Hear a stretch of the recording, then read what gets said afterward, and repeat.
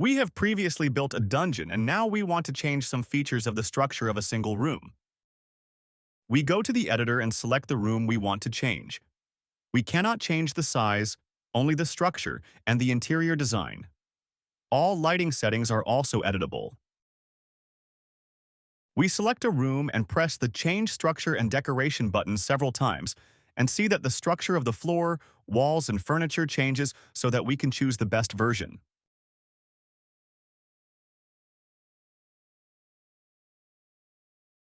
Now I click on the Change Lighting button, and the lighting setting of the individual room is changed.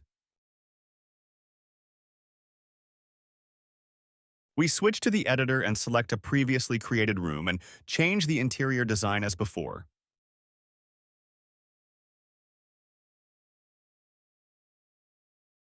Now I can create a new room with the previously set parameters by selecting a door, as in the previous movie.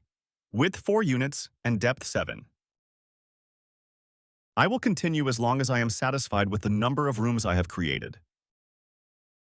Now we navigate through the rooms in the editor and realize that some doors do not have an associated room. Pressing the Close Room Door button replaces all rooms that are not connected to a room with a closed door.